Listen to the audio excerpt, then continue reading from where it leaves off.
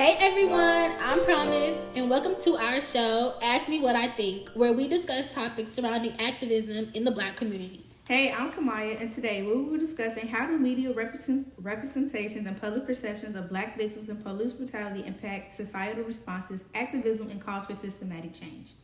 Hey y'all, I'm Ashanti. Let's get it started. Our first segment examines how media representations of Black victims of police brutality can either humanize or dehumanize their experiences. How do biases in reporting and framing shape public perceptions? I think biases in reporting and framing shape public perception is the way the news is told can really change how people see things, especially when it comes to police treating Black people unfairly. Sometimes the media only tells part of the story or leave out important details.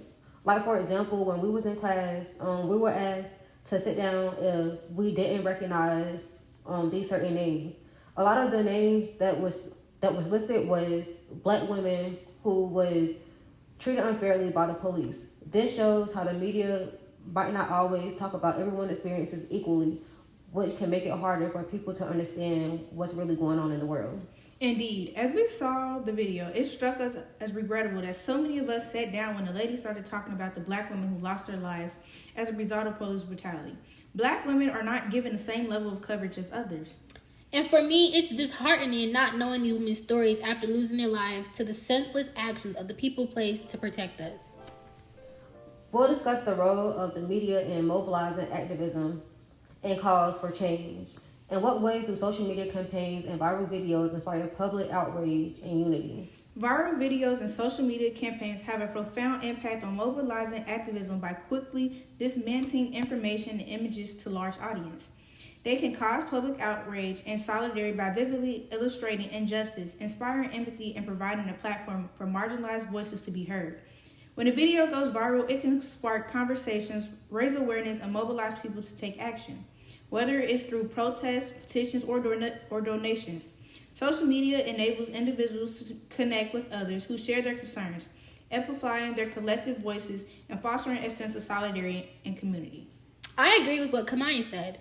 We're in such a digital age, and with that, the world has so much access to information. With this form of communication, movements can be ignited way quicker than before. This increases our ability to amplify the voices of the women who are silenced, allowing Black women to finally be seen when they are mistreated by the society built against them. I also agree with Kamaya. Once a video goes viral, it sparks conversations, giving everybody the ability to give their own input on how they feel about certain situations. Social media campaigns have a global reach, allowing activists to connect with supporters from around the world.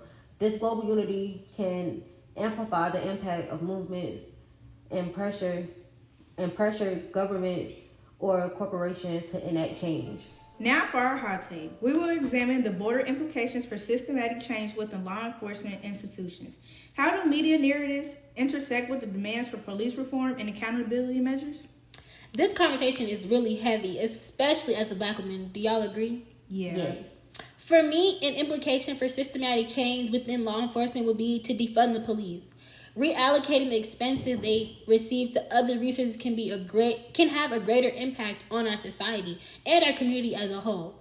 Give those funds to healthcare in all aspects, education, and community development. I'm not saying we don't need law enforcement, but they just receive too much money and aren't using any of it for beneficial use. Yeah, I agree. I think there should be more coverage in how they say Black Lives Matter. It should also include Black women as well, because it's like Black women are excluded from the whole movement. Yeah, I also agree. I feel like funding for law enforcement should go towards improving other aspects of our community. Today we talked about how media representation and public perceptions of Black victims of police brutality impact societal responses, activism, and calls for sympathetic change. I'm Ashanti. I'm Promise. And I'm Kamaya, and I want to thank you all for tuning in to Ask Me What I Think. See you on our next episode.